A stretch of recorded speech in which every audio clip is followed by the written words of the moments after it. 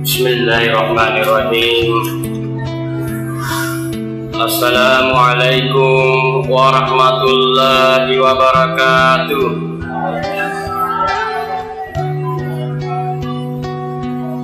Alhamdulillahi rabbil alamin. La ilaha illallah Muhammadar Rasulullah. Fi kulli lamhatin wa nafasin adada ma wasi'ahu ilmullah. Allahumma salli ala Sayyidina Muhammadin Nabiyil Ummi wa ala alihi wa sahbihi wa sallim. Hadirin jamaah tarawih yang dimuliakan oleh Allah Subhanahu wa taala, pada akhir bulan Ramadan ini saya akan menyampaikan apa yang disampaikan oleh Imam Ali karamallahu wajhah. Imam Ali karamallahu wajhah berpesan bahwa ada 3 tingkatan ibadah manusia atau 3 tingkatan ibadah umat muslim. Yang pertama adalah ibadatun abid. Apa itu ibadatun abid? Yaitu ibadahnya hamba sahaya, ibadahnya para budak. Bagaimana karakternya budak itu? Karakter budak itu nanti rajin melaksanakan suatu perintah kalau disertai dengan ancaman. Jadi ibadahnya seorang hamba kalau hanya karena takut kepada ancaman Allah Subhanahu wa taala, takut kepada neraka jahanam, takut kepada api neraka, maka itu disebut dengan tingkatan ibadatun abid, ibadahnya para budak. Dan itu tidak salah, karena banyak ayat-ayat Al-Quran yang menceritakan bahwa orang-orang yang lalai dalam beribadah kepada Allah Subhanahu wa taala maka akan dibalas dengan siksaan api neraka. Jadi kalau Bapak Ibu datang di masjid ini karena takut masuk neraka, maka itu dikategorikan ibadahnya seorang hamba, dan itu tidak salah, itu benar ya. Tinggal ibadah itu harus disertai dengan keikhlasan. Tetapi itu masih rendah. Kemudian ibadah yang kedua, tingkatan yang kedua nasen fawalutta Imam Ali karamallahu wajhah, yaitu ibadatun tujar, ibadahnya para pedagang, ibadahnya para pebisnis. Bagaimana itu? Nanti mau beribadah kepada Allah itu sesuai dengan kondisi keuangannya. Kalau kantongnya lagi tebal, ibadahnya rajin. Kalau kantongnya lagi tipis, ibadahnya malas-malas. Itu ibadah pebisnis. Atau orang beribadah karena harapan untuk mengharapkan pahala Allah Subhanahu wa taala, pahala dari Allah, dan juga mengharapkan masuk surga. Itu termasuk ibadah pedagang. Dan itu tidak salah, karena dalam ayat Al-Quran Allah Subhanahu wa taala berfirman, walladzina amanu wa amilus solihati sanudkhiluhum jannatin tajri min tahtihal anhar khalidina fiha. Dan orang-orang yang beriman dan mengerjakan amal kebaikan, kelak akan kami masukkan ke dalam surga yang mengalir di dalamnya sungai-sungai, dan mereka kekal di dalamnya. Nah, ini janji Allah Subhanahu wa Ta'ala. Kalau kita beriman dan kita beramal saleh, maka Allah akan memasukkan kita ke dalam surganya dan kita kekal di dalamnya. Jadi Bapak Ibu, kalau niat kita beribadah takut masuk neraka, niat kita beribadah karena ingin masuk dalam surga, ingin mendapatkan pahala, itu dibenarkan dalam agama kita.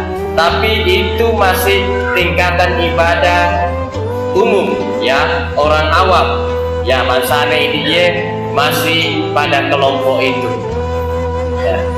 Akan tetapi ada tingkatan ibadah yang ketiga menurut Imam Ali karamallahu wajhah.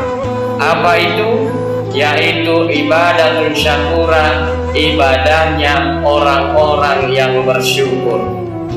Jadi orang-orang seperti ini, ibadahnya orang-orang bersyukur adalah ibadahnya para nabi, ibadahnya para wali, ibadahnya para orang-orang saleh.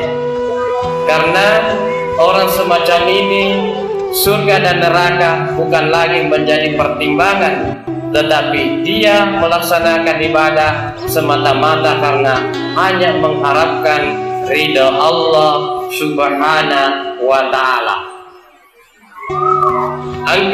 Angka sewa waktu.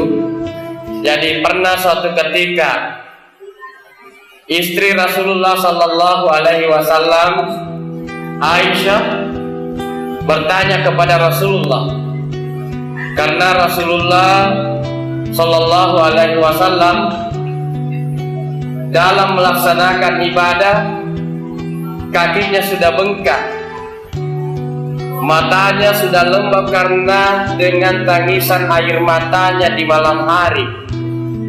Kemudian istrinya bertanya, Aisyah, ya Rasulullah, mengapa engkau terlalu memaksakan dirimu beribadah kepada Allah? Bukankah engkau adalah orang yang dijamin masuk surga? Bukankah engkau adalah orang yang masuk terbebas dari dosa? Untuk apa lagi bersusah payah engkau melaksanakan ibadah sampai kakimu bengkak, sampai air matamu lembab karena tangisan? Apa kata Rasulullah Sallallahu Alaihi Wasallam? Rasulullah menjawab, afala uhibbu an akuna abdan syakura. Salahkah aku kalau aku menjadi hamba Allah yang bersyukur? Inilah ibadah yang paling tinggi. Kita melaksanakan ibadah karena kita syukur diciptakan oleh Allah dalam keadaan beriman. Kita beribadah kepada Allah karena kita punya rasa syukur karena masih diberikan kesehatan, sehat walafiat. Kita beribadah kepada Allah Subhanahu wa Ta'ala karena kita masih bisa menghirup oksigen dengan bebas tanpa harus dibayar. Artinya orang yang beribadah karena rasa syukur adalah orang-orang yang pintar berterima kasih. Coba Bapak Ibu bisa membayangkan, kalau seandainya Allah tidak menganugerahkan kita oksigen gratis, di rumah sakit berapa harganya oksigen itu? Saya pernah masuk rumah sakit waktu itu masih 750.000. Saya tak tahu sekarang satu tabung besar itu. Nah, kalau itu mau dibayar di muka bumi ini, betapa banyaknya hadirnya berbahagia. Oleh karena itu, dengan nikmat-nikmat Allah Subhanahu wa Ta'ala itu kita harus syukuri. Hari ini kita masih bernapas, hari ini kita masih terbebas dari COVID. Ya, walaupun belum diperiksa, tapi kalau Bapak Ibu hadir di sini, harus menjamin dirinya bebas dari COVID. Karena COVID ini adalah penyakit yang sangat luar biasa. Bukan hanya membunuh kita karena penyakitnya, tetapi membunuh kita karena stres, karena sendi-sendi perekonomian semua negara di dunia ini hancur karena COVID. Banyak orang yang bunuh diri karena COVID, bukan karena COVID.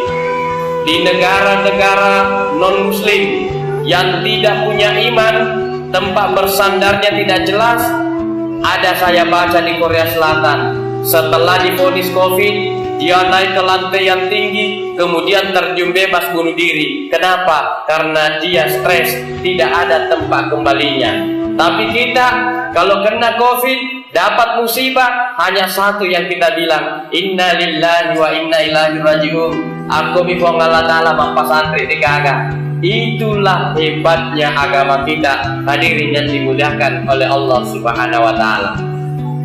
Nah, hadirin yang dimuliakan oleh Allah Subhanahu wa Ta'ala, oleh karena itu semoga Ramadan tahun ini, kalau ibadah kita masih ibadahnya para pedagang, ibadahnya para budak, maka mudah-mudahan setelah keluar Ramadan atau Ramadan berikutnya, kita bisa meningkatkan menjadi ibadatun syakura, ibadahnya orang-orang yang bersyukur, atau ibadatun arifin.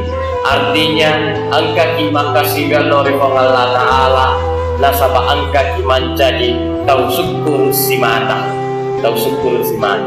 Jadi saya kira inilah ceramah singkat yang sempat kami sampaikan. Selamat berhari raya Idul Fitri Bapak Ibu, dan ingat melaksanakan sholat Idul Fitri, tetap menjaga protokol kesehatan, tetap menjaga silaturahmi dengan keluarga. Tetapi jika perlu, silaturahmi itu tidak perlu saling mengunjungi, cukup saling telepon-teleponan. Agak tukari pernah kan sekarang ini dilarang mudik, dilarang mudik. Ya, kita bersabar Bapak Ibu, ada cengen tak betul ya. Jadi kalau mau jaga silaturahmi dengan tetangga, tidak mau saling berkunjung, kita saling telepon, apa kabar, mau apa yang dapatin. Sekarang banyak media yang bisa digunakan untuk tetap menjaga hubungan silaturahmi itu. Ya, kita bersabar, mudah-mudahan pandemi ini berakhir dan kita semua bisa kembali hidup dengan normal. Wabillahi taufiq wassalaam. Assalamualaikum warahmatullahi wabarakatuh.